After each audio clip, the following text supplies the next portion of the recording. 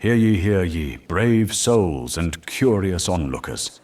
Gather round as the fires of fate crackle and the drums of destiny thunder across the Iron Realm. Welcome to episode 57 of our ever-unfolding saga, an odyssey forged in courage, betrayal, and choices that could topple kingdoms. It all began with a single spark in episode 1, and now that ember has become an inferno. If you've only just arrived, O wandering soul, fret not. You've stumbled into the eye of the storm, but the entire journey is preserved. Every sword clash, whispered secret, and divine reckoning, waiting for you to binge with abandon. Each Wednesday night, our fellowship gathers at the sacred table, where imagination reigns and dice defy gravity. From there, the tale is cast into the production dungeon, where tireless trolls shape it with hammer and flame. And come Sunday, it rises anew, polished and radiant, unleashed upon the world via YouTube for all to witness. But lo, our reach stretches further still. We've sown breadcrumbs across the digital wilds. Facebook, Instagram, the Iron Realms wiki, even the enchanted scrolls of Pinterest. Follow us, stalk us, meme us. We revel in it all. Now, before we descend into the abyss of tonight's tale, let us first honor the champions who will shape fate itself. When your name is called, rise from the shadows. Speak your first name, your character's name, their race, class, and level. Let the crowd know who dares challenge the Iron Realm tonight. First, we have Bradley. Good evening, viewers. Yes, I am Bradley, and tonight I am playing Kingfisher Blue, a level 6 Aarakocra monk, Way of the Open Talon, and one who has recently learned through meditation and deep thought that he should be more humble and gracious. And while, yes, he is very intelligent, he knows that everyone is smart in their own way. And he acknowledges the intelligence of all his fellow beings. Alphazar. Next, we have Rhea. Hi, I'm Rhea. I play Rominde, a level 5 elven rogue who has not gone through such enlightenment and is sick and tired of snow. Next, we have David.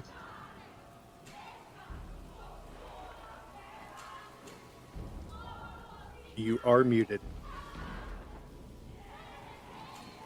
David, you're muted. Hello, my name is David. I play Q, a level 7 halfling cleric who is looking at Kingfisher Blue with a look of confusion and astonishment and disbelief. That's all I got. Thank you. Next, we have Matt.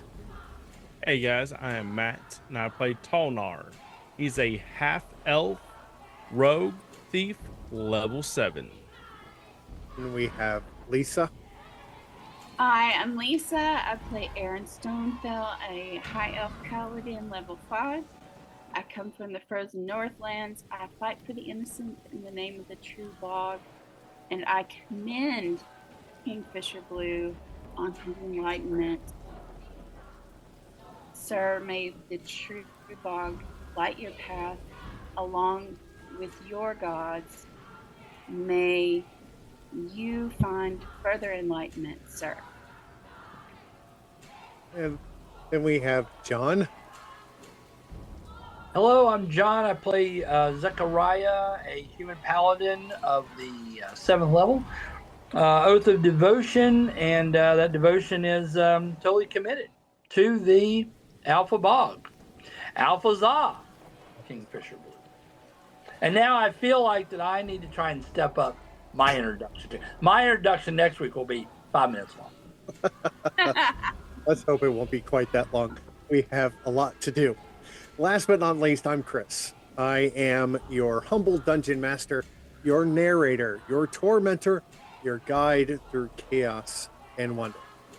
One of our other players, Allison, who is not with us, she plays. Let's see if I can find it. Theo and Kat, a Kalashtar rogue, Phantom, level 6. Unfortunately, she is sick and will not be with us tonight. We wish her well and hope that she feels better.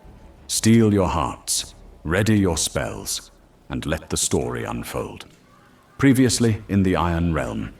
Title: Flurry of Blows, Flurry of Woes. The clash with the vampire spawn intensifies. Inside the surreal depths of his bowling bag, Kingfisher Blue enacts a ritual of sacrifice, using kintsugi to mend his broken talon, giving up the crown of hearing to restore his strength. With his weapon of flesh and spirit whole again, he prepares for vengeance. Lominde carves into her foe with relentless precision, her psychic blades cutting deep into the undead. Theo and Kat dash toward the embattled house, blades ready, while Zechariah drives his spear through a vampire spawn and fells it. With grim command, he orders the undead dire wolf to guard Relpek before joining the others at the house. Erin, wrapped in the shimmering shield of faith of the true bog, sends Frost Faye stepping through the battlefield to protect Q. The paladin herself presses forward, landing a devastating strike, a natural 20, against her enemy. Kingfisher Blue bursts free from the bowling bag, his talon gleaming with golden seams of repair, and unleashes a savage flurry of blows. Tolnar staggers as vampire fangs sink into him, but with a surge of fury he retaliates, cutting down his attacker. Theo and Kat close in from both sides, flanking the last spawn in the house and tearing into its rotting flesh. The battle seems to turn, but danger festers still. Erin hurls herself at the chapel door, but it is barred from within. Her efforts halt as her eyes catch movement. 3 tieflings sprint from another building, shrieking in terror as more vampire spawn give chase. Join us for episode 57 tonight, as our story evolves, and you learn right along with our players what hushed secrets are revealed in the whispers of the Garnet Moon. Let's roll. Good evening, fellow warriors. Good evening. Good evening. Hello. I'm eating. Oh, Howdy. I know y'all can do better than that. Good evening, fellow warriors. Hello. I think we are all kind of exhausted this week, and I certainly understand that. We will try and amp up the energy tonight by completing the task of ridding this village, Snovalia, of its vampire spawn that are attacking. We are still... And a few tieflings, perhaps. Oh, and we're gonna get some answers out of them. Oh yeah. You may think so. but We you can don't catch know. them. Whether that will be the case or not, we will see as we begin round 7. There is still a tiefling, or excuse me, a vampire spawn orange in the house, and there is still a vampire spawn outside of the chapel. And then there are 5, count them, 5 vampire spawn that have just come out, going after 3 tiefling across the snowy field towards the chapel. Go into the chapel and he's gonna get buried. Oh, that's right. So we will begin this round 7, with Kingfisher Blue. We have one more issue to deal with in this house, and then we may proceed to the other matters at hand. So, unfortunately, despite my inspirational emotional chain at the start of the show, um, I have no key points left, so I will initiate standard combat, and I will strike with my talons. Oh, I meant to have that pulled up. Sorry. Of course, I will lead with my new toy, my Kitsugi talon, and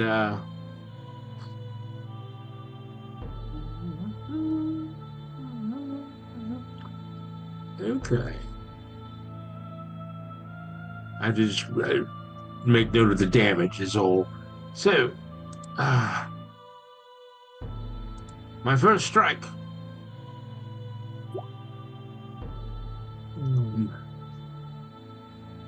Just a bit outside the 14. Yes. AC again is 15 or higher. Yes. Yeah. So, wait, is it still prone from the last round? No, sir, it is not prone and has not. The others were. My second strike. Well, I whiffed on both of these. It was a 10, so I humbly bow to my fellow warriors and say, "Oh, sorry," and it ends my turn. Okay. That brings us to Orange, who will retaliate with a bite and a claw. Come on.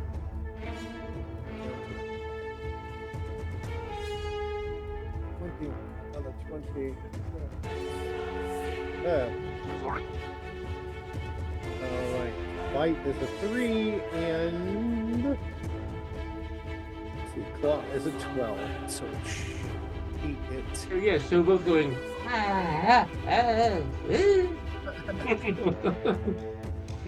Doing the little fighting thing. Yes. Everybody wants kung fu fighting. What do you know? Yes. That will bring us to Okay, so Theo and Kat is on the other side of me. Is on the other side of the orange where I'm at, so that would be flanking. So, and that will be a 15 to hit. yes.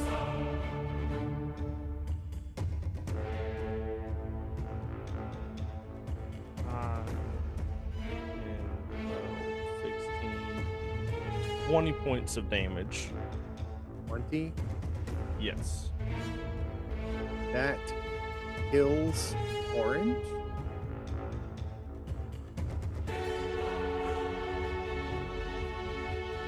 Sorry. You warmed him up, King. You warmed him up for Talnar. I did nothing. This happens to me all the time. I do all sorts of damage, and then someone else goes dead. Welcome to the club. You just made him into mincemeat so that someone else could turn him into a pup.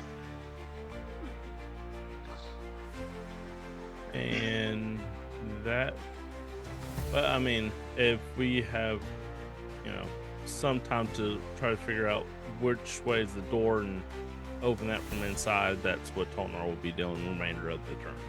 The door is to your southeast. It's right there behind the tree. So, right there. Yes, right there. Okay. So Tonar will open that up, let light in, so we can have better visuals. What little light that you can actually get into the room bathes it in, and you can bathes into the room, and basically you can see the dust clouds from all of the dirt and dust that have accumulated in the room. It looks like that this has not been cleaned in quite a while, and the body that's on the floor at your feet starts to shrivel up, and the skin actually turns to kind of a paper, and then just kind of floats off into the wind, leaving the bones behind. I will not be a feather duster today. Okay. Let's see.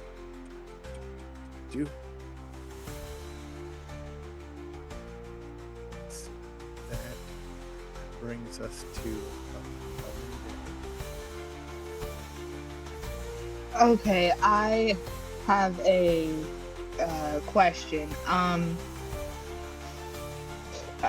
I don't want to take up too much time, but I have a second level spell, but I don't have the 2 components necessary. If I tell you the spell, do you think there's anything that I could substitute it for?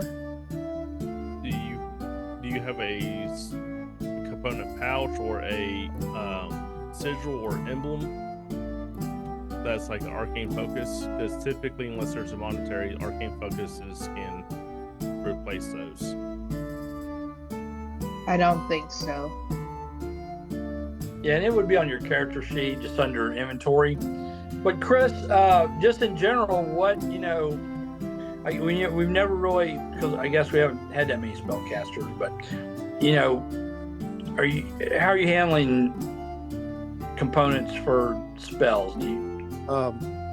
Well, the components are either bought or acquired during looting or finding them within a room, or that sort of thing. Okay. So finding them in the wild, or looking around to see if if any of the components are there. Basically, how I handle it. You either have it or you don't, or you buy it or acquire it somehow. So if you are near somebody else, you could ask them if they have any of the components, or you could look to see if there's anything around you, or go into one of the houses to see if it is there, or purchase the required stuff somewhere else. What? Yeah, and what is the component? What is the component? It's bat fur and coal, and I don't think I'm going to be able to find one of those lying around.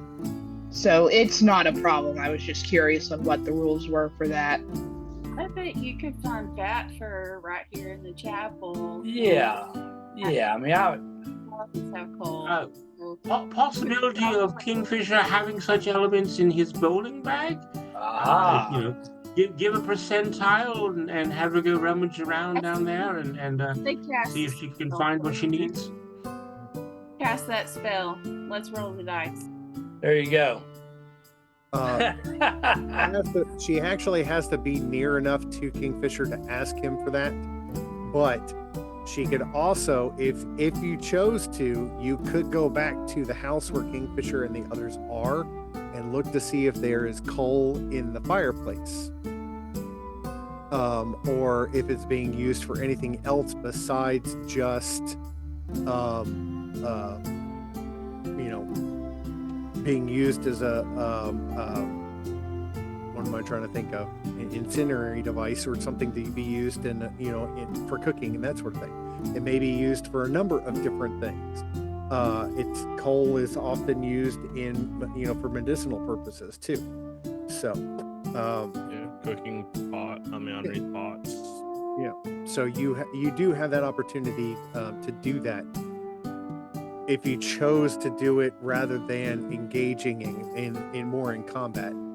You could do your dash, and then on their next turn go into the house and see if you can find those items.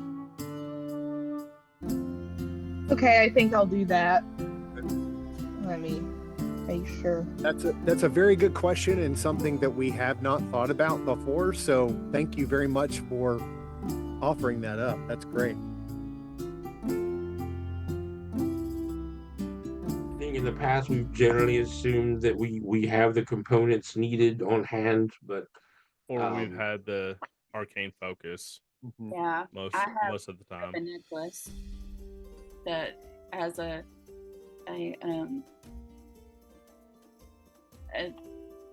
piece of the meteor in it. Okay, Lemon Day, what you gonna do? Oh, I used my dash to get into the house. Do you need me to make like an athletics check or anything? Not for a dash. You just can't do anything else once you get there because you've used your entire turn to get to that point. So in other words, you could, since the others are standing there, you could use the time to ask them for help in searching the house. Okay. She says, "Hey, this is probably not the weirdest thing that either of you have heard tonight or seen. So, but I need help finding maybe a clump of bat fur and coal. If anyone can help me with that, it'd be greatly appreciated." Bat fur in the attic, coal in the basement. Let's go. Right. So I need for Tolnar. I'm assuming that you're going to help as well. Yes. Quick question, DM. Tinderbox. Would that have any coal in it? Or would me being a, I mean,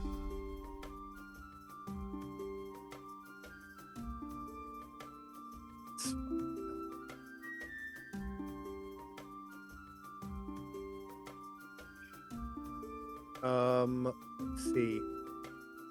Tinderbox, small container would have flint, fire, steel, and tinder. Typically dry cloth soaked in light oil or char cloth.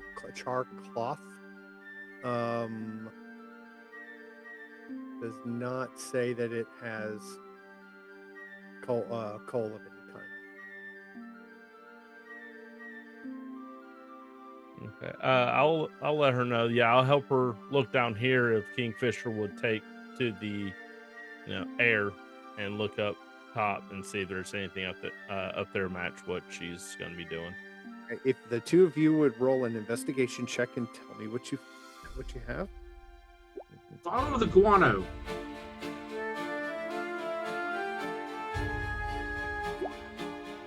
Ten. An unnatural 20. Natural 20. Unnatural 20? Yes, unnatural. So a dead 20? No, it's alive. I mean, it's just, kind of there, kind of not, like a Scrunger's 20. Right. So, Tolnar, downstairs, you do find pieces of coal. They're in a little vial. And there's probably about 5 pieces within that vial. Kingfisher Blue, unfortunately, you don't find anything as far as you find bat guano, but you don't find any bat remains. Right. Perhaps I could duck into the bag. I don't know. We'll see. Okay. We'll have to get to your point to be able to do that, but that's good. So Lominde, you have at least part of what you need, and we'll finish your turn. That brings us to Vampire Spawn Blue from the house down below.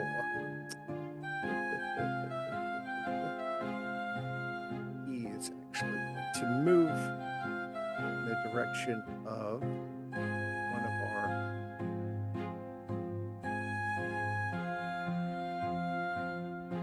folks.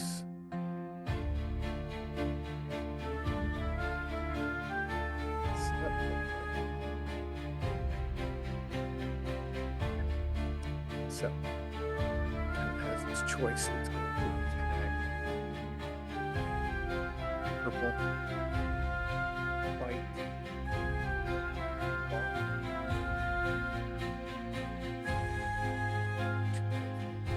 Excuse me for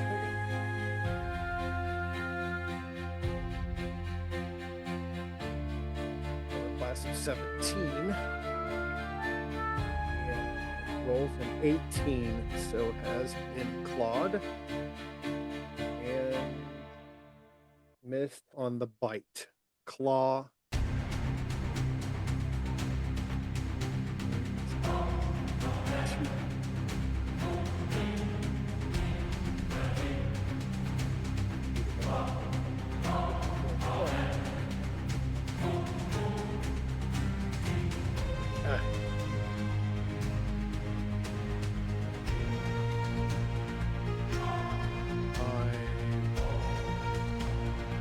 Seven, 8 points of slashing damage.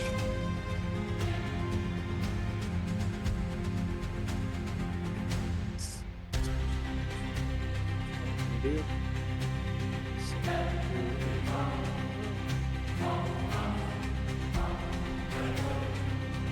All right, that brings us to Q. Okay. As fast as my little stubby legs can move me, I'm going to come around the church to this point, stand as tall and as intimidating as I can, wave my holy symbol around, yell, "I got rid of 2 of your friends, I can get rid of you too," and try to be intimidating.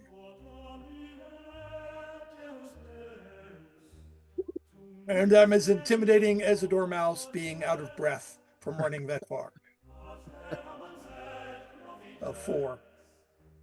Yeah, 4 hit.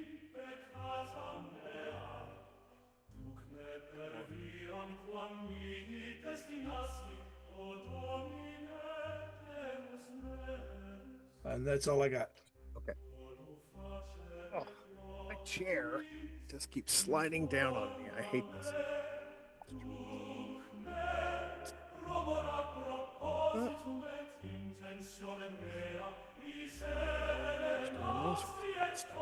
All right. You. That's to Zechariah.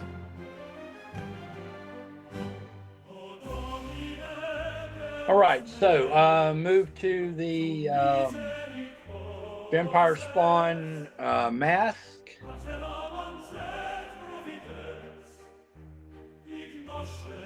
And the Black Ice Spear attacks.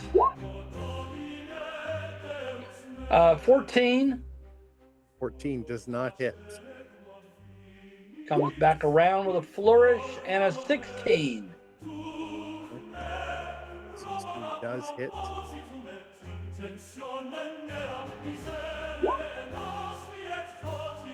Uh, 11 plus 18, which is 29 piercing damage. And I've been forgetting the sap ability with my weapon mastery. Everyone check your weapon mastery if you have that on your weapon, or if you've trained into that. And so when I hit a creature with a spear, that creature has disadvantage on its next attack roll before the start of my next turn. It doesn't have to attack me, it's just any attack. So any attack made by that Vampire Spawn mask before my next turn attacks with disadvantage. And I'm done. All right.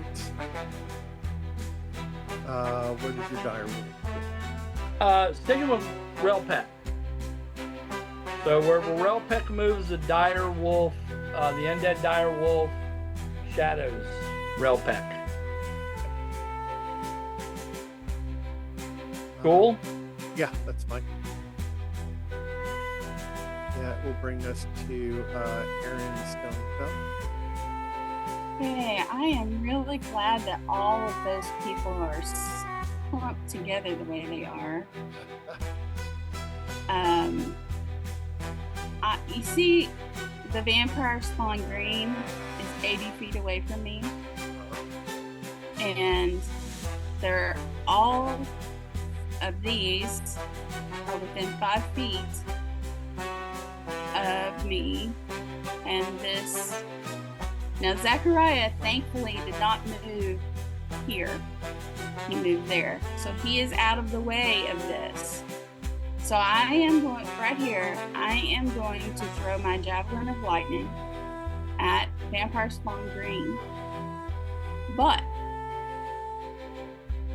and hopefully when I throw my dice, it will hit. Because if I do that, the line of lightning is a 5 foot wide, the line of lightning that is 120 feet, up to 120 feet long.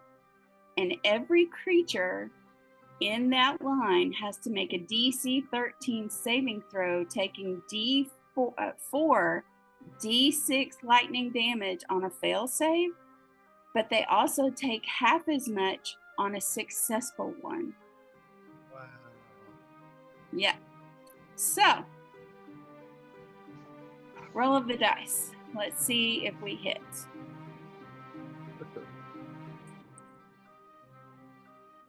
Oh no! It's a 13. Oh no! Wait, I get out? No, that's with my +1. Damn, so close. So the lightning goes kind of. The javelin goes. Javelin just misses. Yeah, but the lightning doesn't happen. Boy, don't clump your bad guys together there, do you? Or I'm gonna get All they did was help just him. run out of the building. I know, but man, that would have been so good. So instead, I'm going to take my shield and use my movement. And since he reminded me of the sap thing, I'm going to run up to Mask and I'm going to him with that, and that's going to throw him 10 feet to the ground prone. Okay. And that's all I get to do. So let me do that movement right fast. So my little movement moves to here, and that smacks him, and he is now 10 feet away from me and Zachariah, but he is prone because I smacked the snot out of him with my shield. And I'm finished, and Frost is just licking on U3, trying to make sure that U3 is happy and tenderized.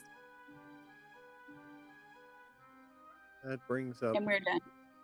Swan Mask, who is prone and at disadvantage. So yes. From both of us. Does that stack? Pardon? He is now disadvantaged from both of us. Does that stack, or is it just the first one?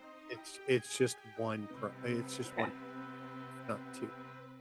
But for its turn, it is going to stand back up and look. It has no ability to really look around and figure out where it's going, but it has been jostled from its position, so it is going to try and move again, but won't be able to. So, okay. So we are now back of the order. That includes Kingfisher Blue. You are up first. Continuing our 5-year mission, I will duck into my bowling bag and conduct a thorough search of the village, the pirate ship. Search around in search of bat fur to make bat breeches, And we'll see. What should I roll for that? You just need to roll an investigation check. Yes, because you're investigating throughout your entire mini bowling bag universe. Yes, so it's that's an 11. 11. 11. You find the remnants of what appears to be bat fur. It is not the best quality by any means. It has been in the bowling bag for quite a while, but you can take it with you and offer it to Lominde, depending on her spell and how effective it is.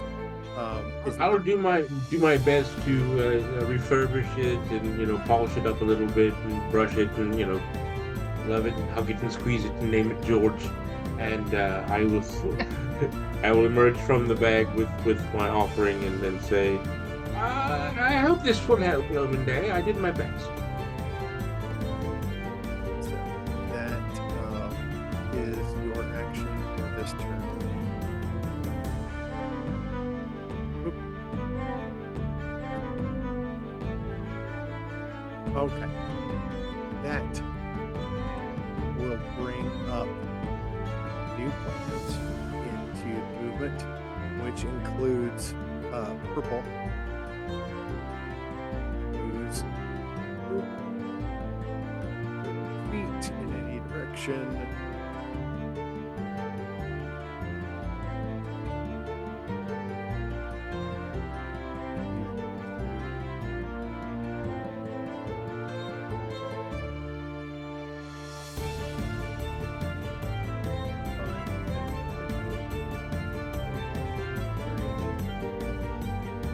Just trying to get away.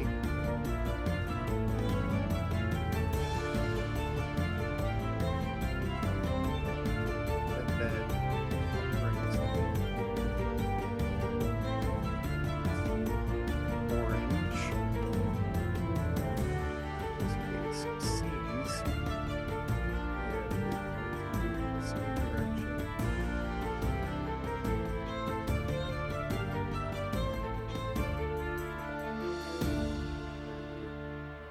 And 15, 20, 25, 30, the direction that purple is going.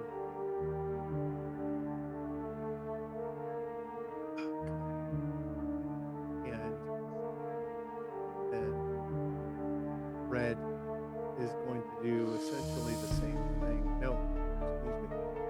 Red is actually going to move 5, 10, 15, 20,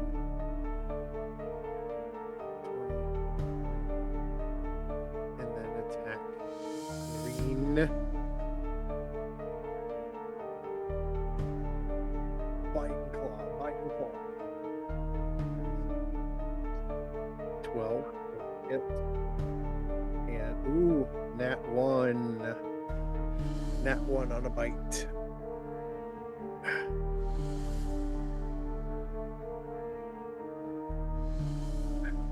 It's natural weapon, so 14. Oh.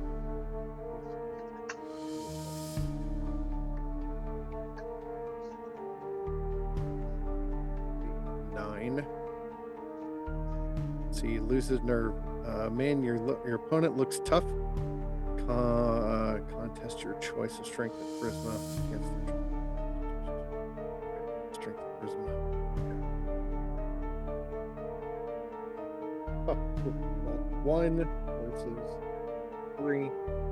So vampire doesn't do anything to him. All right.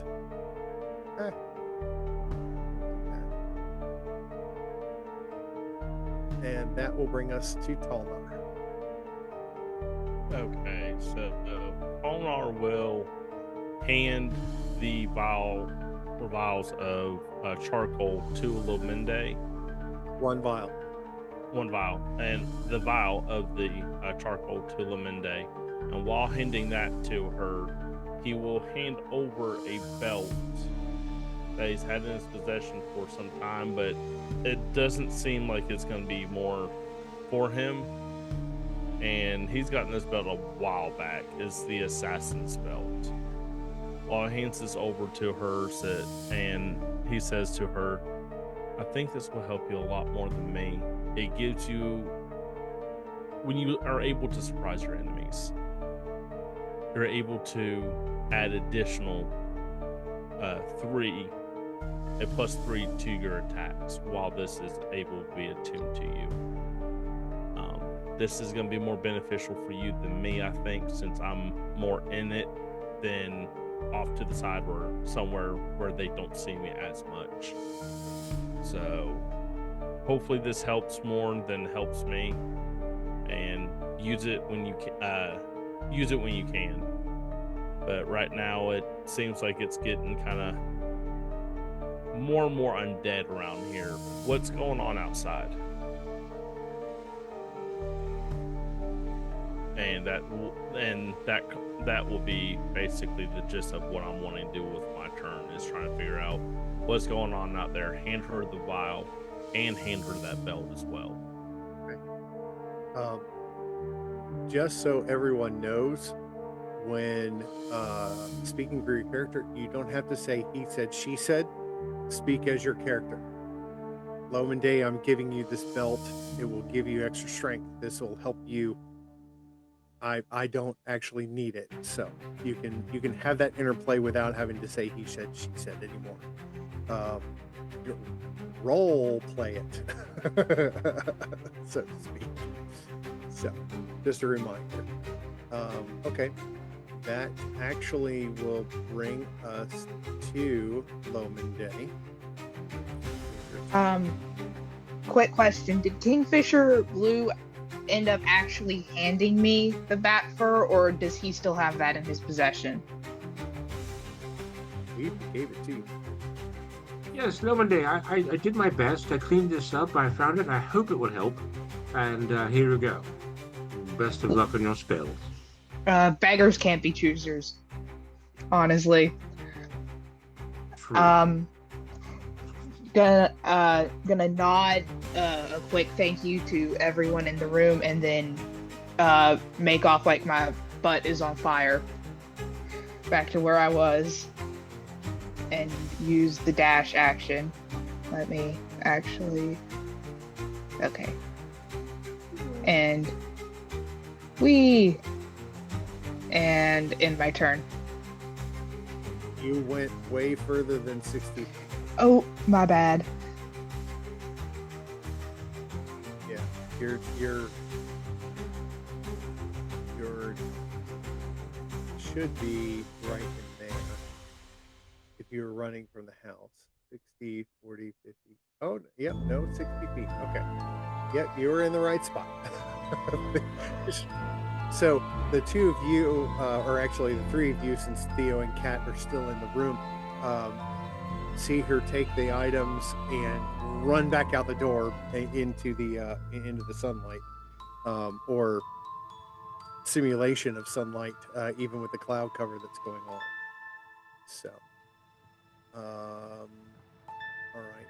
So you have finished that. That's yours. Are we putting Theo and Kat in the bowling bag? Not exactly sure. Wait. You want to put in the bowling bag? I have confirmed. Yes, please. So Theo and Kat actually go into the bowling bag to take a rest for a few minutes, or in their case for a couple of hours, depending on how long this goes for. Just tea in the cupboard. Head around to show you where the cups are. Okay. Let's see. So we got Lominde. That will bring us to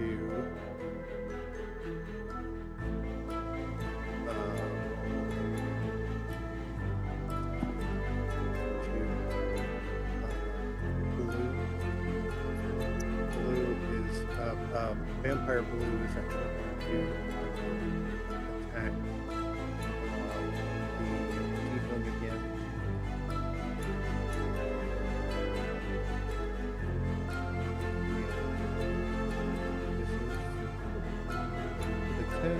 with 3.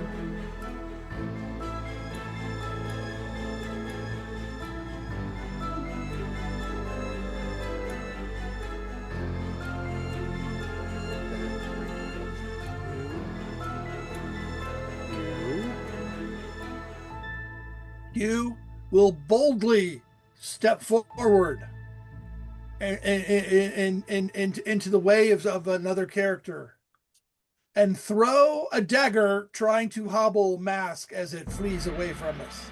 Okay. Not fleeing, it's just standing there. It's standing there dazed. And somewhere on the far side of Mask, a dagger hits the snow. Anything else you want to do besides just throw the dagger? I'm also going to try to puff up. They hate that, and try to be intimidating again, even though I have already shown that I am about as intimidating as Fluffy Bunny Slippers. Gotcha. Well, It's like a 13. pink nightmare. sorry, say again, Q. 13. Again, not very intimidating. Not it. No, that's not very intimidating at all. But I'm slightly better than Bunny Slippers. True. Okay, so Green is going to try and get away, but is going to have a attack of opportunity from Blue and from Red, and manages to get away from Blue and manages to get away from Red with the 7. So he gets out and moves 10, 15, 20, 25, 30, trying to get away from the mom and stuff.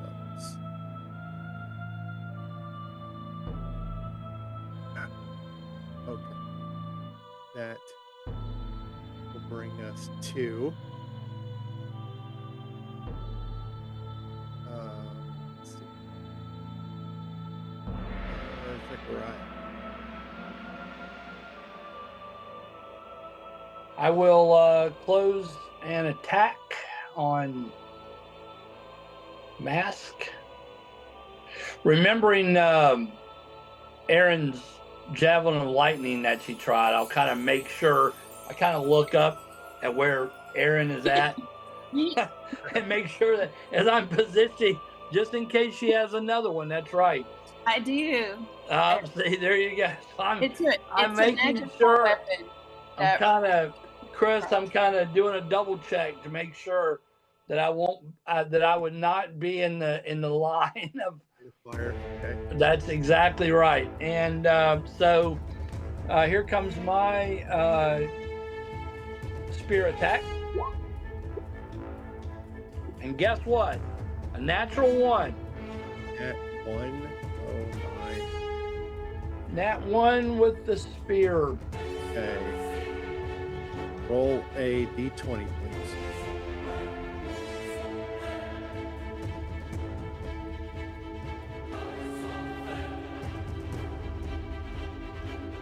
An 8. 8. Stuck weapon. Your weapon gets stuck in your opponent. Okay. Huh. Roll a strength check to see if you can free it using a bonus action.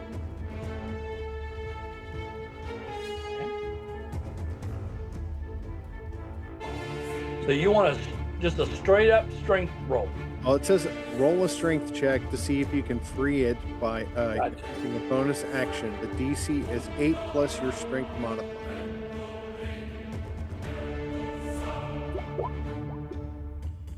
Oh, and only a 5. Only a 5. It is effectively stuck in the ground. Stuck in the ground or stuck in the vampire spawn? Vampire spawn. Sorry. I was thinking 2 different actions, but yes, it is stuck in the vampire. So now, so if I have 2 attacks, I guess that nullifies the second attack. You can well, you can use your action to try and pull the spear out. Yeah, so I'm not happy with. Yeah, I kind of like, his gloved hands doesn't really get a good grip the first time on trying to jerk that spear out of the torso of this vampire spawn. So yes, I'll take my, as you suggest, I'll try again. And let's see if I can get a better grip on it this time. Well, a 9. 9. And it's a verse what? It's I think it's still stuck in there. yeah, it is. It's still stuck. So you've got a vampire spawn in front of you with your spear. Black eye spears, right? They're hissing at you. With a look of frustration on Zechariah's face, I'm done. He's done. So, and same situation with the undead dire wolf moving if Relpec moves. Those were the instructions that were given, to the dire wolf, is to shadow and protect Relpec. That's Okay. his instructions.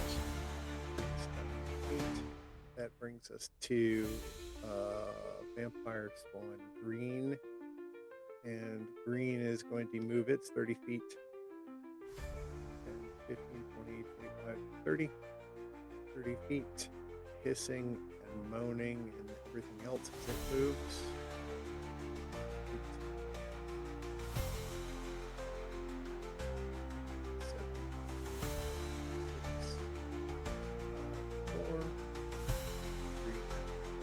Okay, Aaron Stonefell, it is your First, since he did mention it, the Javelin of Lightning is actually an enchanted weapon. If it had been a regular javelin, it would be laying out here in the snow. But an enchanted weapon actually has a returning property, and it does come back to me every time. Okay. But like a regular javelin would not. Mhm. So let me see what the most effective use. I still think the most effective use would be still green, and it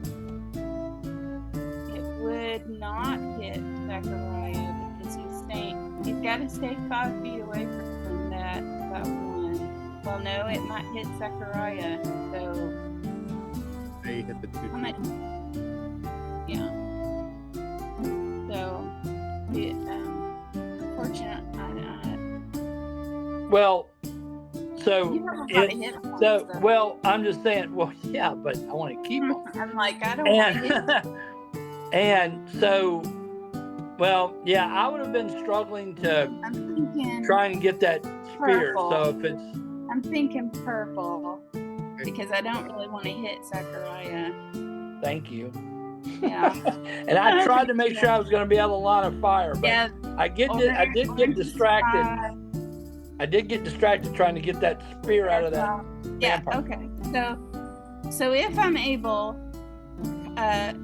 mask, purple, green, red will all have to make the saving throw, and purple is going to take the full damage. Do I need to read what that is again? No, just roll. Okay. See if you, Gotcha. Let's hit, do this. if you hit purple head on, that's the main thing. That is the main thing. And I didn't. Yes, I did. 19. Booyah. You hit purple with a what? I did. I hit purple with a 19. Okay, and purple's damage is 10. But you guys all have to make your saving throw. So green, red, purple, and mask will all have. Yes. To make DC 13 saving throws, taking D46 lightning damage on failed saves, or half damage on their successful. Okay, so first of all is mask. Whoa, mask rolled a 17.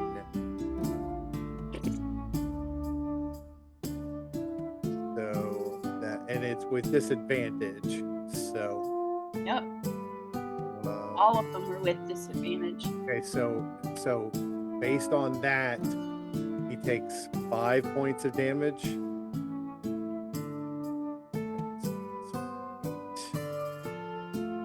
Okay, and then let's see, Tiefling purple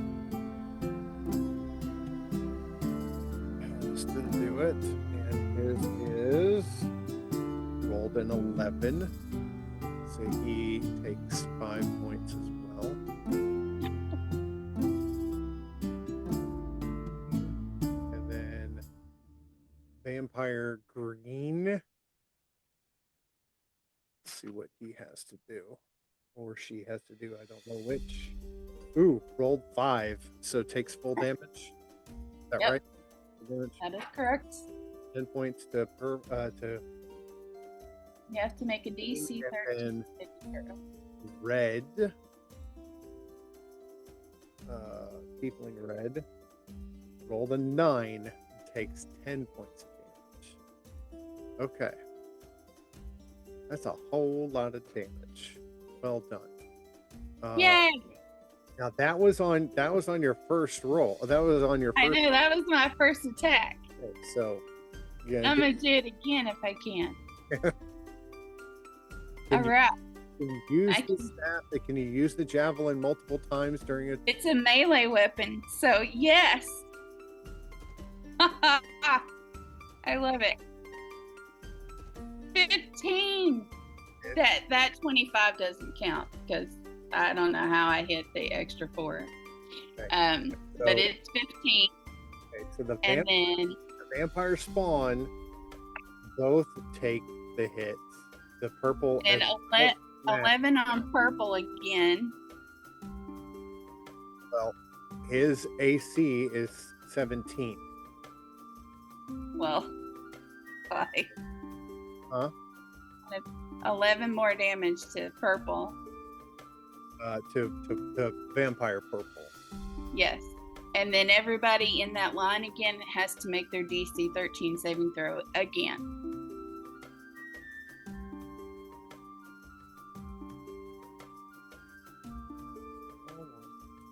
And just for funsies, after you do spawn, what is the one, mask or skull and crossbones? I'm gonna, yeah. Okay, so mask failed, so he takes 10. Yeah. I'm gonna do that same movement as my last thing, and I'm gonna bash him with my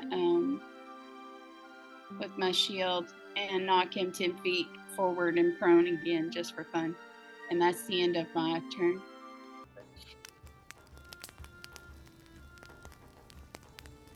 Six years running, Grain Soak Ale reigns supreme in the kingdom of Ithaca.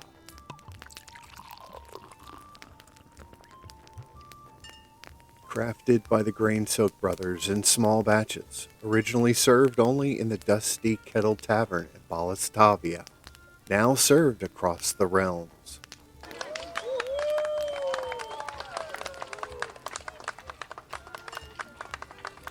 A wine is just a wine, but an ale is a brew. Grain Soak Ale now served across Ithacoth and Asterag, not sold in Aphomet. Drink responsibly, not suitable for halflings, gnomes, or fairies. Bear with me just a second before we start doing Sure. purple. is 5 points of damage. And red is 5 points of damage.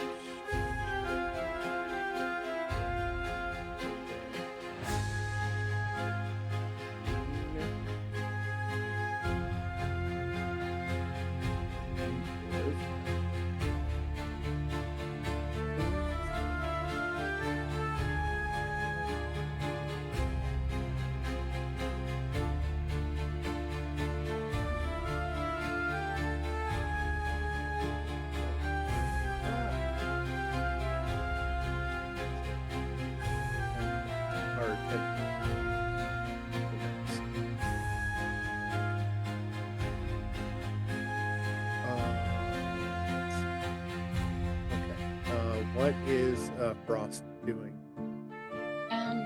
Frost is actually going to make a dash back to me.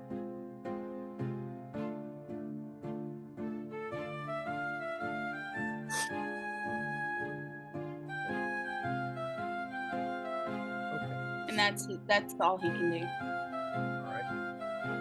That brings on Purple, who is going to move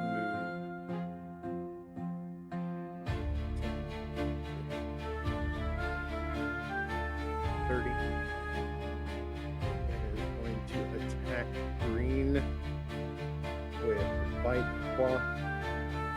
And roll 15, which misses. And misses.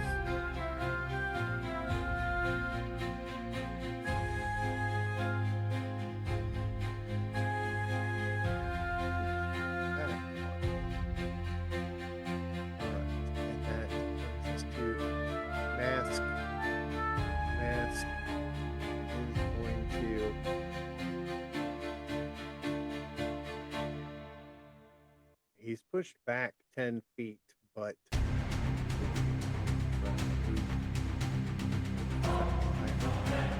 will attack Zachariah. Claw, bite, 16 to hit. Zachariah. That's a negatory. It's got to add at least 3 to that. Claw is an 18, so this one. 1 below it, yep.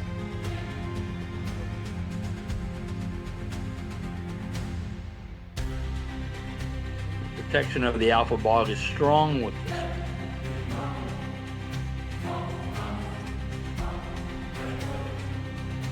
Alpha's up.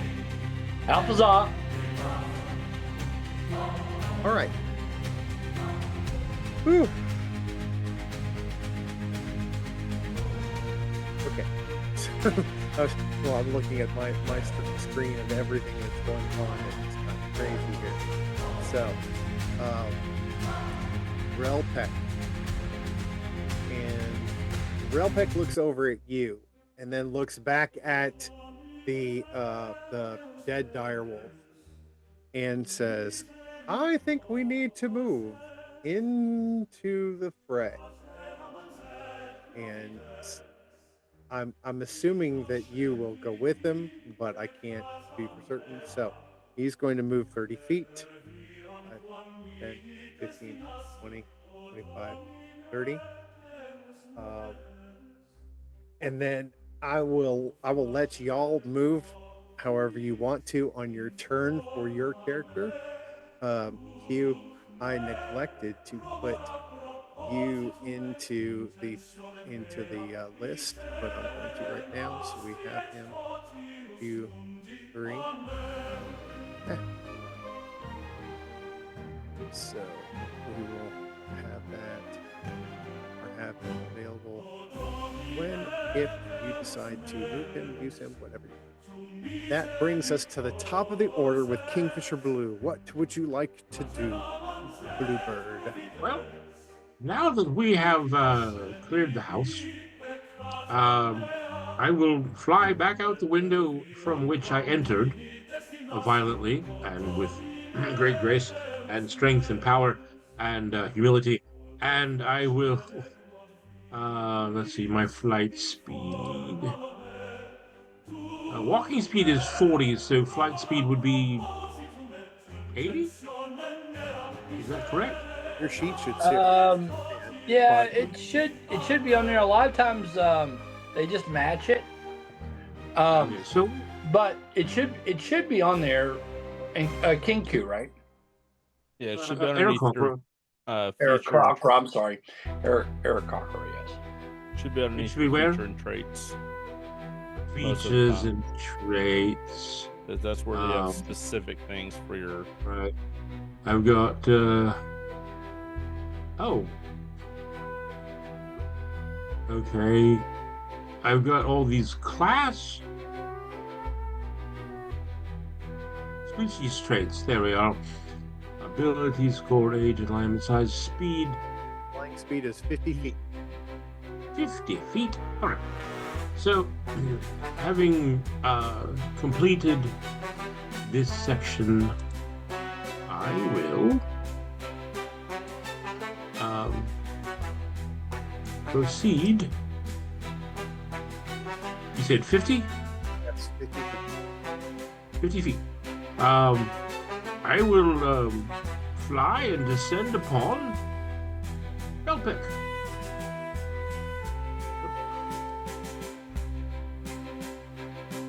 Gotta change the icon so that you can move your character for feet. Hello. He kind of jumps back just a bit because of everything that's been going on, but he recognizes who you are, and says, "I thought I would attend the fray and see if I can help." Let's do it real quick. Let's kick some vampire spawn behind, shall we? I'm all for it.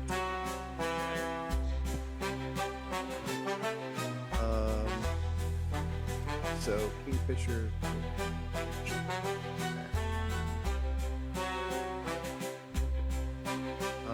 That will bring up purple. Vampire spawn purple, who is going to go after green again.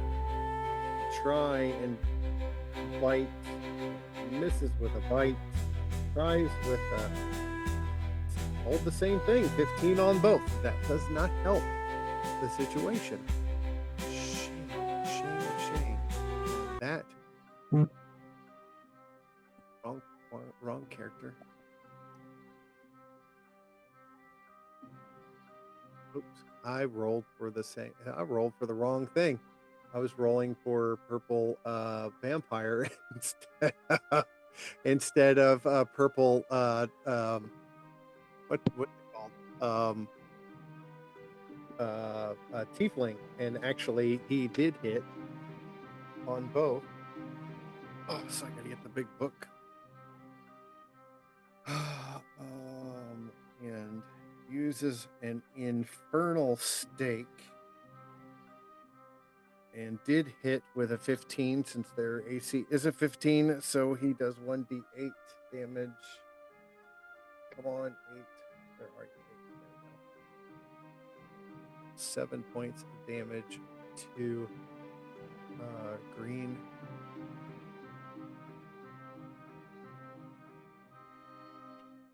Okay. So that finishes his turn. And then that will bring up red. Red is Tiefling red is going to attack blue.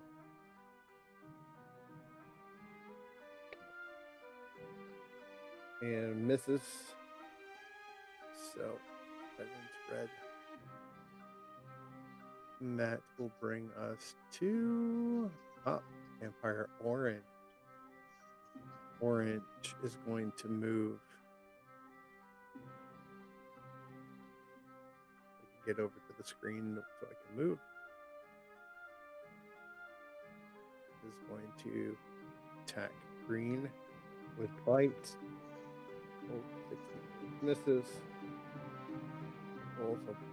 Rolled 1. Melee. Come on.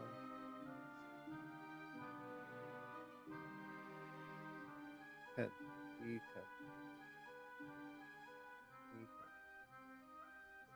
Rolls 2. Out.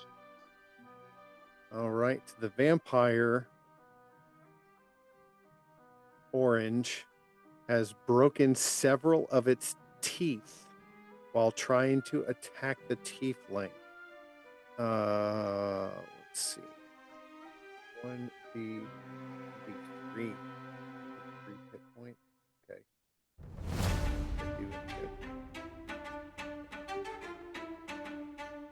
3 points of damage to the vampire orange.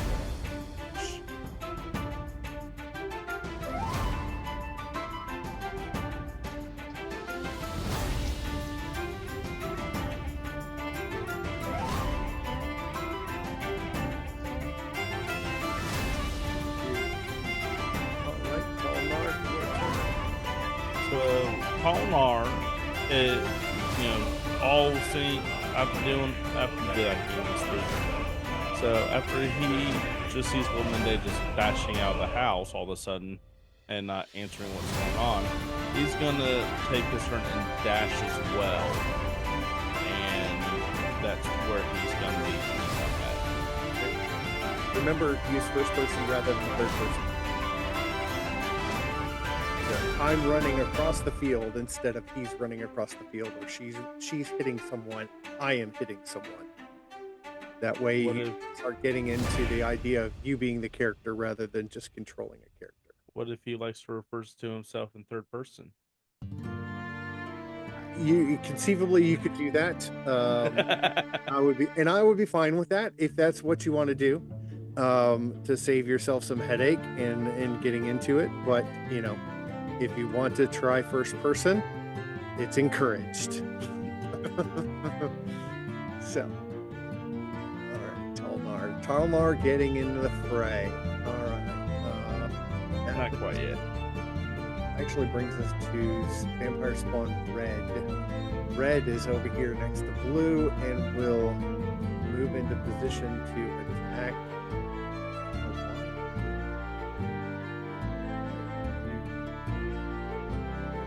Okay. Someone put a barbell next to one bar.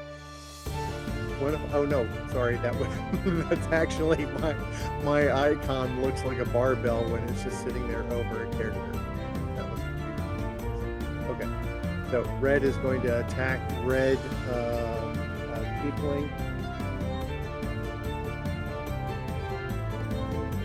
And this is on foot.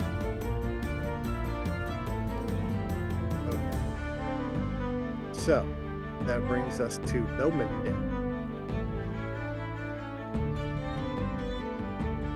Okay, so I'm going to take a movement to get my regular movement to get within range, and I am going to cast a second level spell, Darkness, in which for the duration, magical darkness spreads from a point within range and fills a 15-foot radius sphere, and dark vision can't see through it, and non-magical light cannot illuminate it.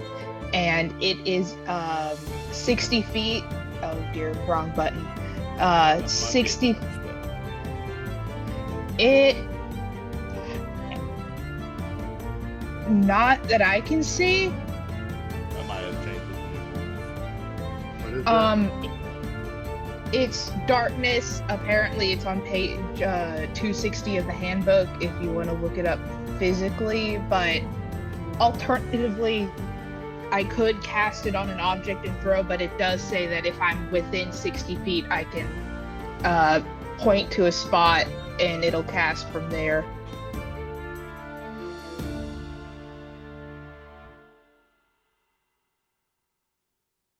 Darkness spreads from a point you choose within range of a 15-foot radius. Okay, that's a change in the spell between the two editions. So Yeah, you can point it at an object that you are holding, but you don't have to, according to this. So, what I'm going to do is cast it. Can you see that? Yes. Okay. So I'm going to take the components in my hand and then close my eyes and direct my other hand towards that spot on the map and then cast the spell. I don't know how to make that like a permanent shape on the map.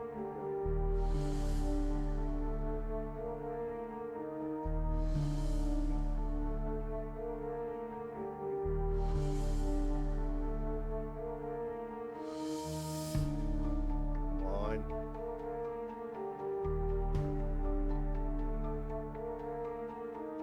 So you're talking right in there. Well, it didn't really seriously.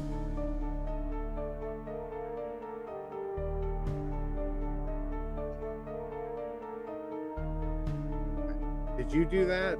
Because I've just put a ring up there. But yeah, that's where. Does that approximate the area?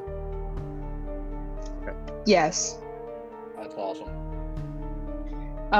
Ideally, the goal is to maybe be able to draw one of these tieflings out and grab them. Maybe.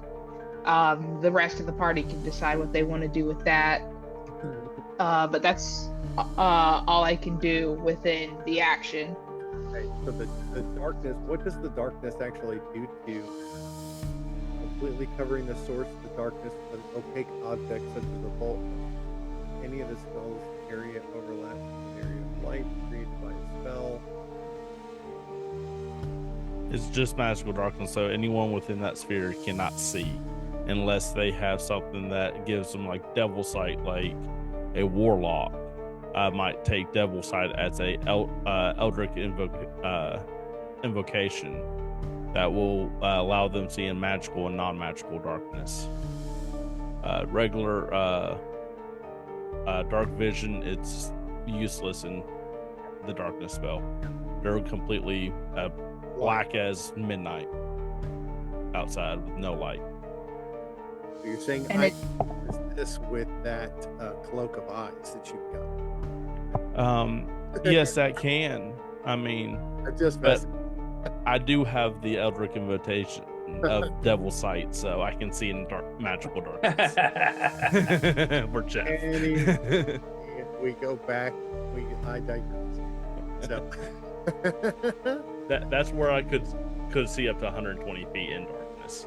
okay, Just so because of you cast that spell, so everybody sees this like dome of blackness engulf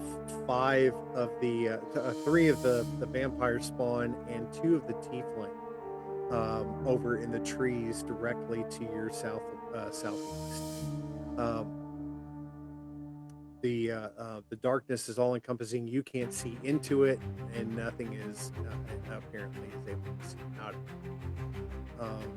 Okay, that brings us to vampire spawn blue. Von Blue is going to try and attack the tiefling red, and roll 5 and 2. One song blue.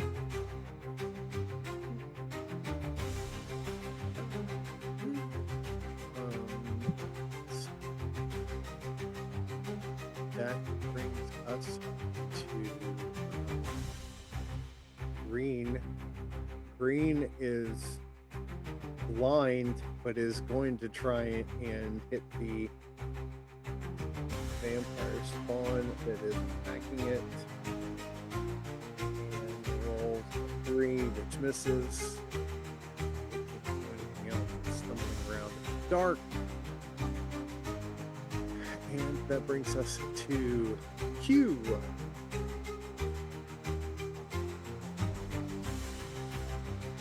And you're still muted.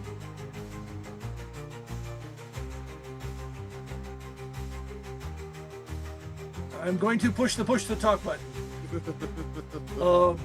I'm going to rush forward to this point here, and with my cleaver, hopefully it is a clever cleaver, and try to swing at Mask.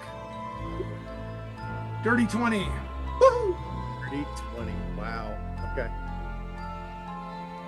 Not bad for a cleric. Not at all. 7 points damage.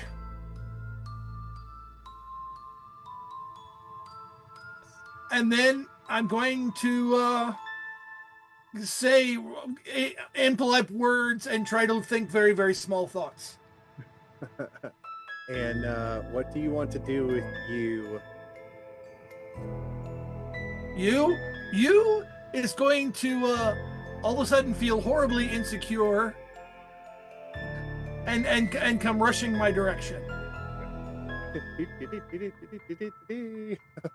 1, 2, 3, 4, 5, 6, 7, 8, 9, 10, 11, 12. All right. That was a very dashing sheep. Yes, it was. It was. You can hear the trumpets blowing as it runs.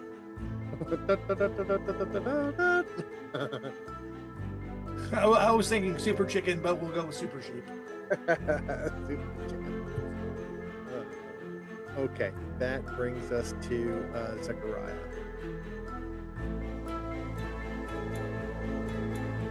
Zechariah is definitely wanting to get this spear out of this vampire spawn. So I grab both hands on the spear and I put my boot against the vampire spawn's chest and I pull this spear out of its body. Here comes the roll.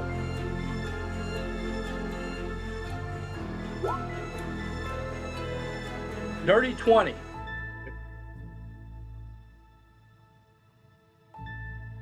I'm assuming it comes out. Oh yeah, it does. And then I swing. You're going to count that as one of my attack actions. Yes. Which is fine. Or my entire action. That could be my entire action if you want it to be. I get it. It is. That's fine. Then I'm done. I'm done. And the undead dire wolf, yep, follows Shadow's Relpeck. Or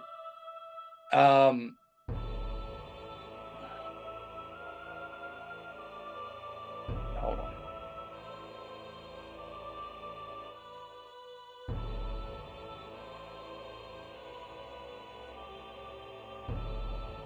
And the undead dire wolf. Don't have stats in front of me, but I will have it in a matter of seconds.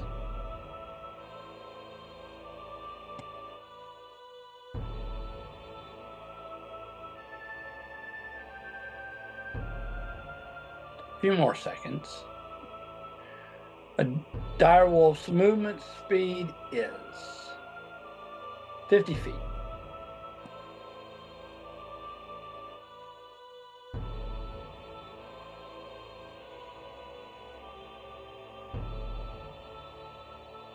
Easily can come to Relpeck, no problem. I'm done. Okay, so vampire green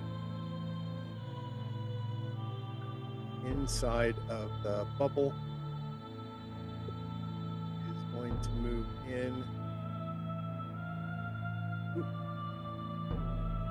And attack green. Fight claw. Fire. 16 misses. And another 16 misses.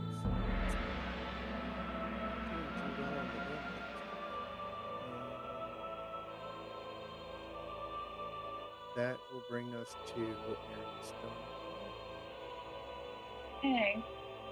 I since I have fellow warriors around me, I'm going to drop my shield of faith concentration, and I'm going to turn to speak of the devil, my shoulder. I'm going to turn to Frost and let me give him a treat. Here you go. Look at it. I'm going to cast Prayer of Healing, and I'm going to use my last second level spell slot, so I can use 3d8 to give him health points back. That is 4 and 7 and 2. So that's 12, 13, 14 back to him. That is a total of, he still had 5 left. So 19. So he's back to 19 health. And for my action,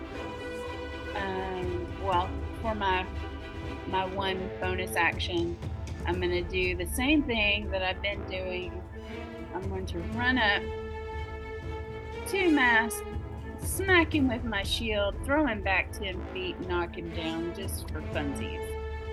And then Frost, finally back in the fray, he's going to jump over me.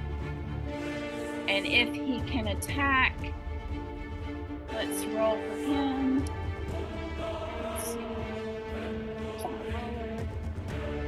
Vampire Spawn does it shoot? Yeah, if he can roll, let me get the die. Roll to everyone. He missed. He missed with a 6. So he's just growling and snarling and chomping and teasing the prone vampire spawn. So Yep, done. okay, Vampire Spawn Purple is going to attack the Tiefling Purple. 16. And rolls a 19 for Claw. Claw for Vampire Spawn is 2d4. Come on. Hardest one to get out of any container is D4. Does 4, 5, 6, 7 points of damage.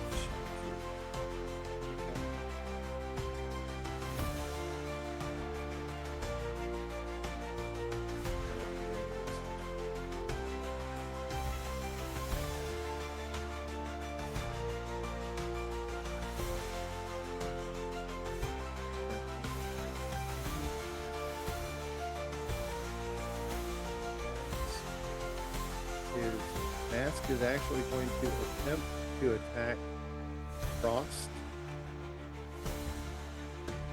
Rolled a 5 and a 5. 2 5s. So it misses. Okay. And we are back in. We've got 755. So, okay. Top of the order. Let's see. Actually, the very end of the order, Relpek is going to continue his journey down towards everybody else with a 30 feet movement. 5, 10, 15, 20, 25, 30. I encourage everybody to join him when if you can. Can Relpek not dash? He could dash if he wanted to move that. Well, he Okay. he probably could move the 60 instead.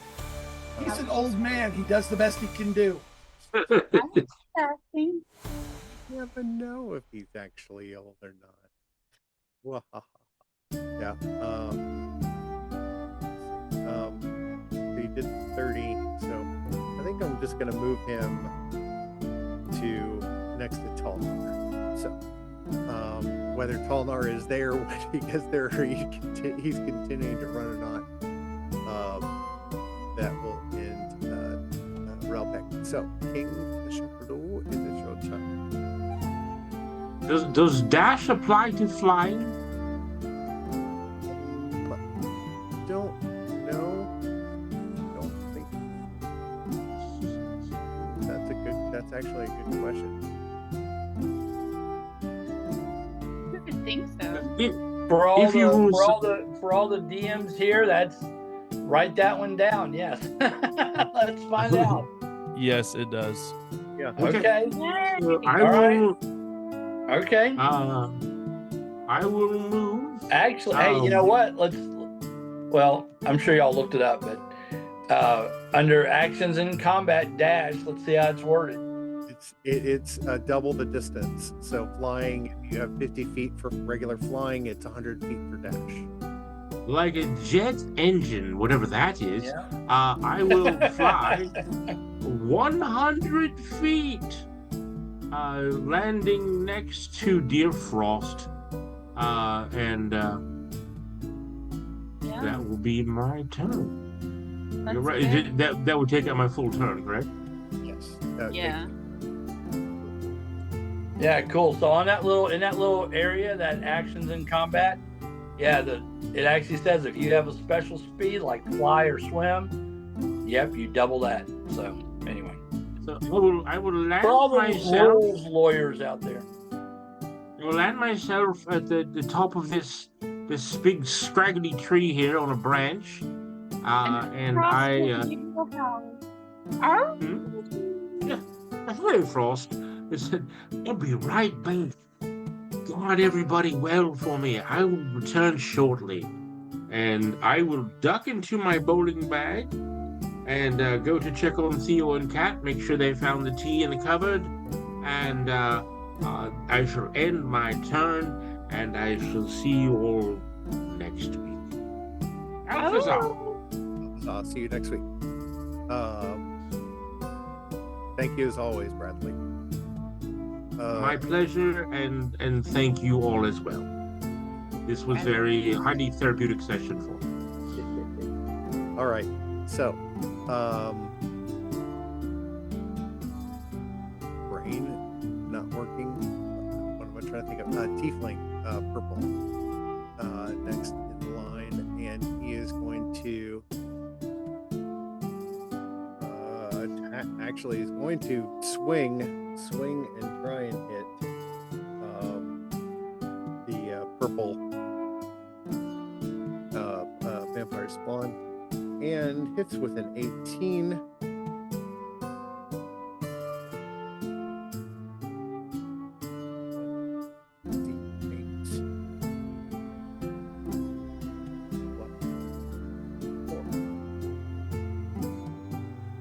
That's 8.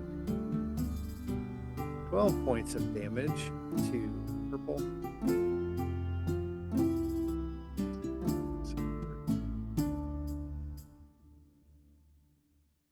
Okay.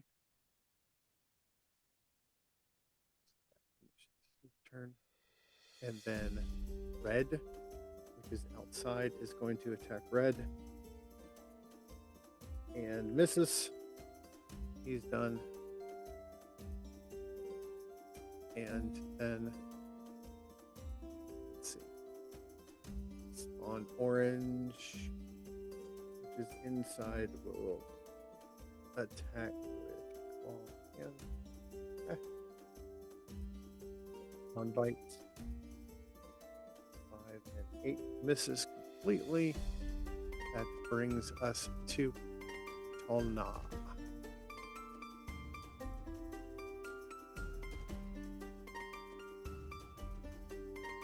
Galnar.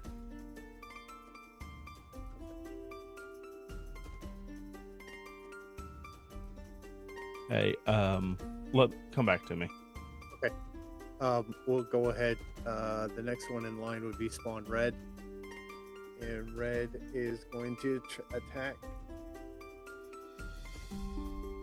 Tiefling. Miss and miss.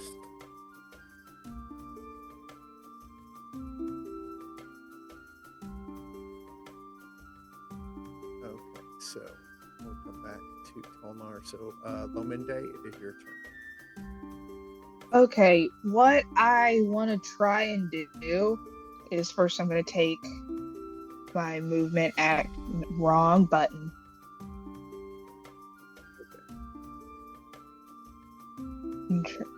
Okay. And walk right up to the edge of the spear. And I was thinking rolling a performance check and whistling, like trying to draw one of the tieflings or the spawn if we just label them randomly and roll. What I was going to try and do is whistle and try to distract one of them to get have him walk forward towards me and I'll have my rope in hand, see if I can snag one of the tieflings out of the sphere. So that's 2 actions. 1 to whistle, and then 1 to try and snag someone. That's assuming that they can.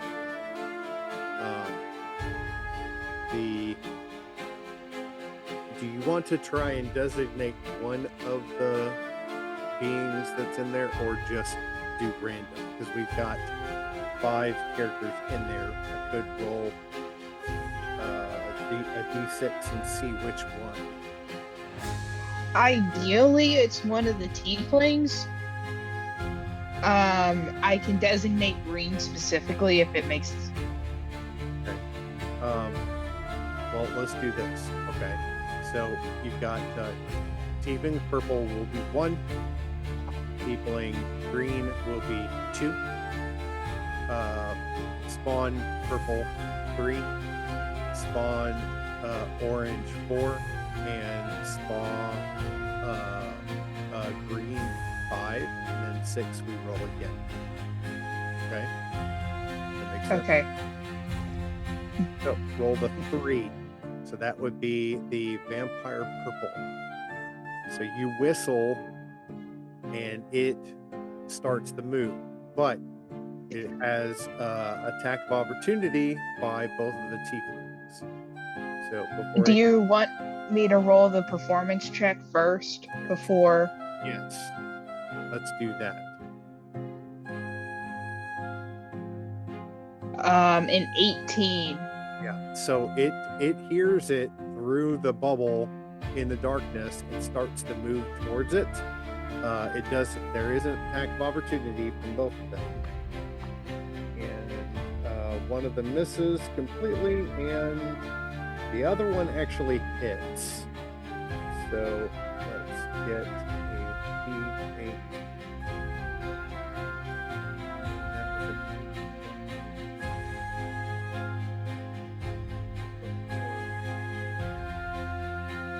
That's 12 points of damage to purple. That is but it manages to break through the fight as it's moving and comes right to you.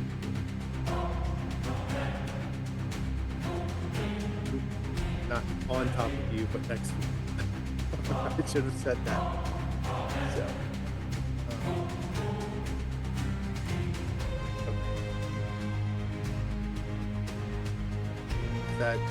that end your turn, or are you going to use a bonus action to try and wrap it up?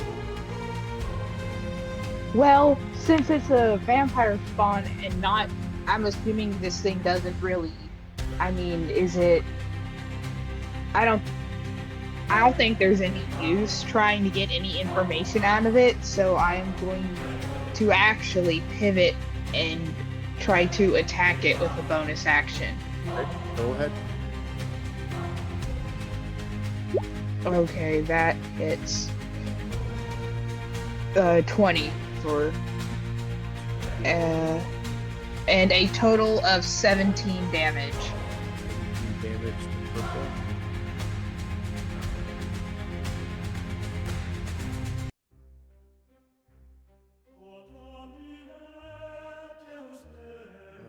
That's 6.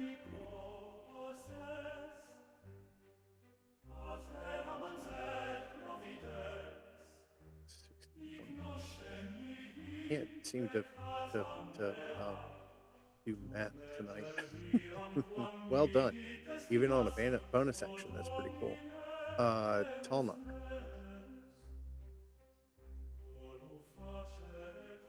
Are you still able? Are you able to play? Yeah. Sorry. One of my other multiple duties. I'm just gonna basically dash, try to get up, and I'll be right there. Okay. So that's it. That would be my turn. So you are under the trees where Kingfisher Blue and Theo and Cat are located.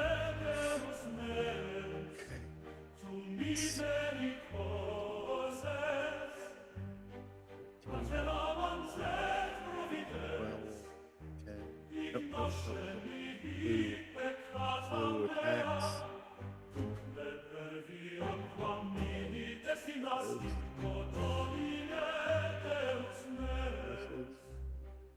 And that misses. Okay, so blue is out.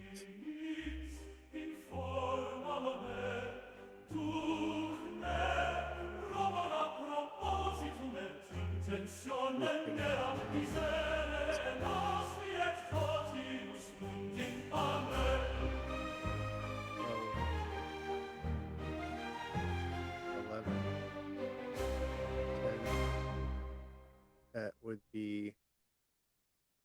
Oops, nope. Yeah. 10.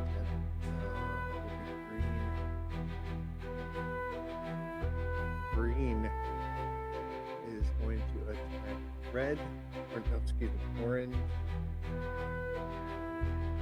and misses.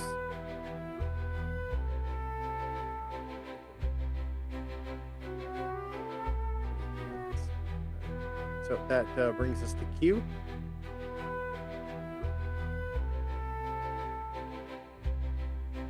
Is Q still with us? Did we lose David completely? He said he had to step away because his dog, and he said to have Q hold and have you come down to join.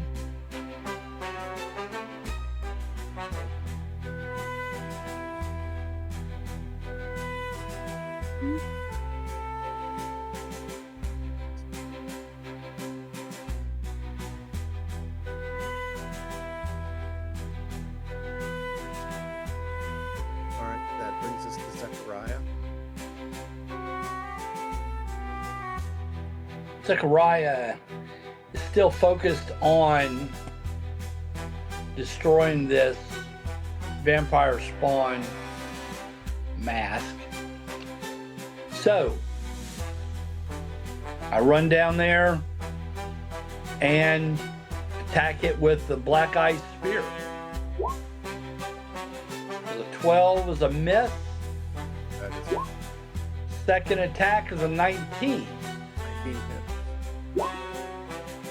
With another 29 point of piercing damage, or 29 damage, along with the sap, which gives it disadvantage until my next turn on one attack. Mask is dead. Mask is dead. Nice. And we also said, because it's already undead, I can't raise it as an undead, right? It doesn't work like that. So, for the rest of my movement, now that I see that a vampire spawn has come out of the magical darkness, I will move towards purple.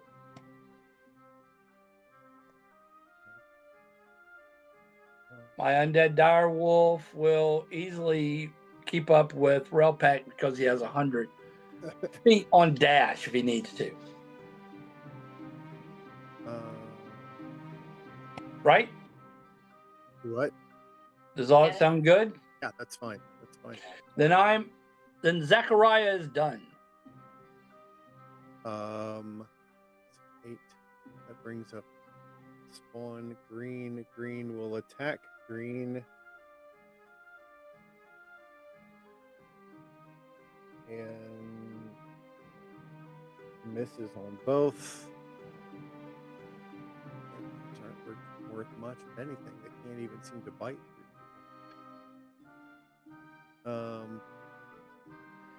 7, 6, 5, 4, 3. That brings us to Aaron. Aaron is going to move under the tree by the rest of the group. And then she is going to try to use her Javelin of Lightning again on the 3 clustered here together. She's attacking Spawn Red. So that will do the extra damage on the Tiefling Red and Spawn Blue. So let me see if we hit. And 14. Does 14 hit? Does not hit. It's 15 or higher. 15 or higher. Okay. Well, that's fine. Let's see. Moving the rest of her movement to here. And then Frost is going to run up beside her for his turn. No, actually, he can move all the way up to the spawns. Let me roll for him. See if he hits.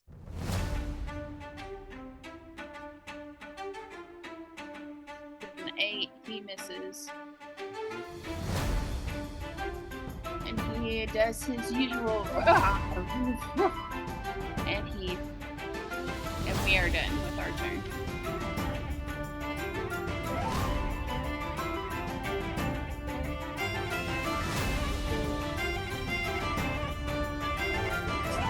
Two of you.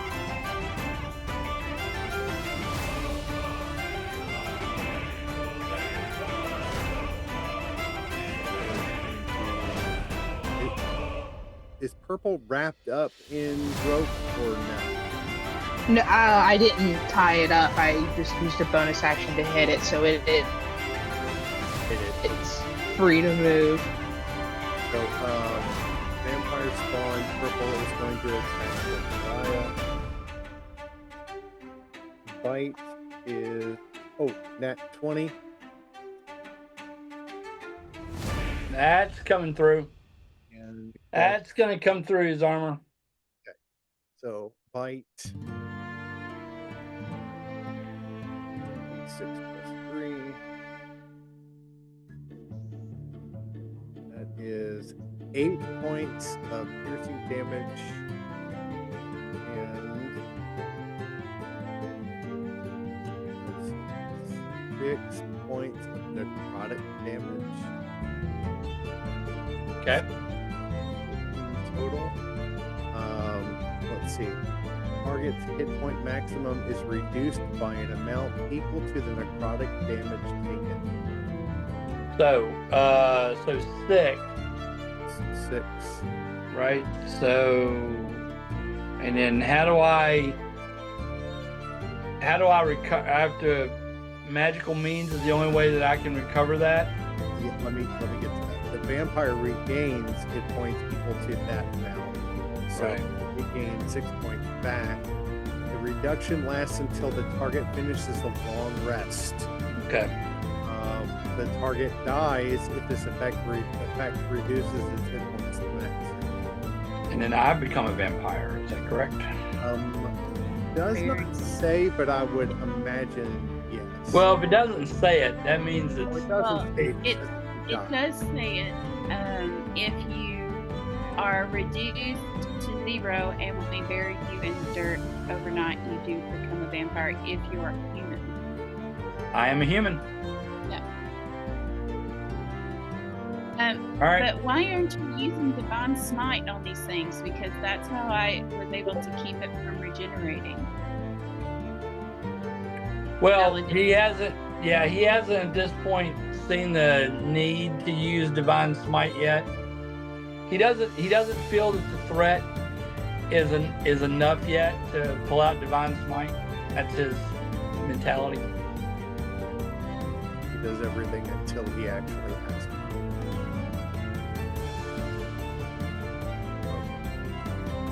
He's keeping that in the wheelhouse, but yes. Okay. Well, yeah, and if Chris would let us do double damage when using Divine Smite against undead, but Okay. So, the Realm Tech is going to move.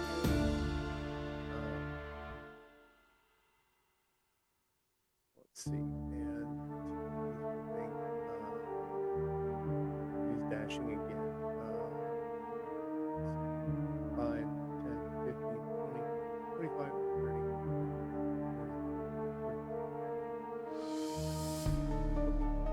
Went too far. Yeah, no.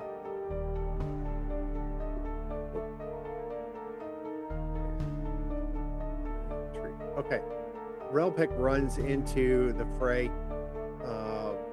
basically almost like a madman. He's just as he's going. As he gets to the rest of the party, you hear the tiefling Red over fighting was it the vampire spawn Red and Blue.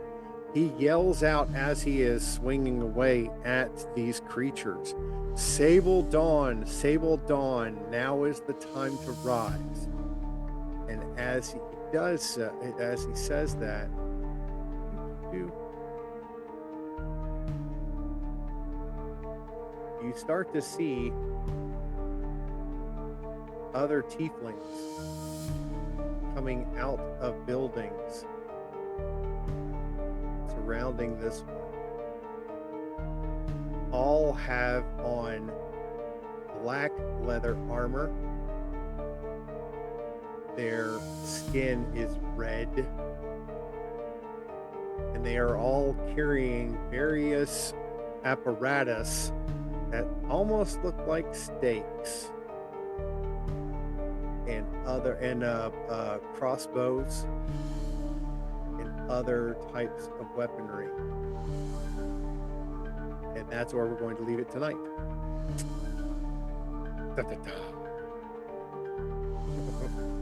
So, with that being said, thank you, adventurers, for everything, for another wonderful evening. I know we lost a few, and Allison being out tonight, but we hope that Allison is feeling better soon. But adventurers, we do appreciate everything this evening. Great job.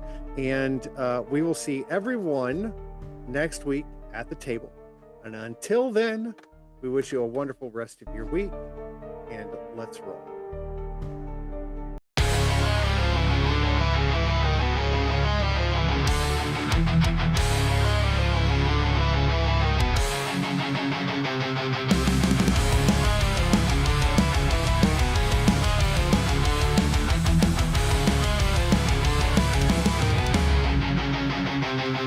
In the heart of Iron's chill, where the shadows creep, gracing the frost with her armor so deep, Erin's stone fell fierce and bold, longing for the snow, her story unfolds.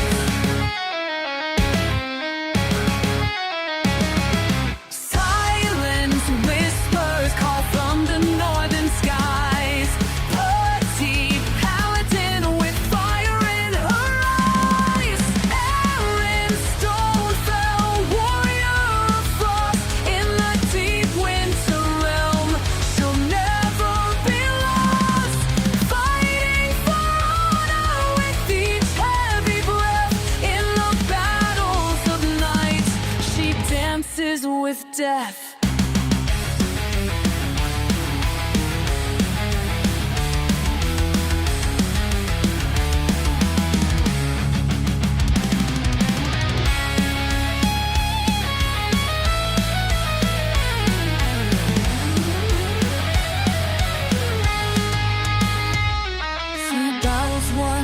courage she'll show.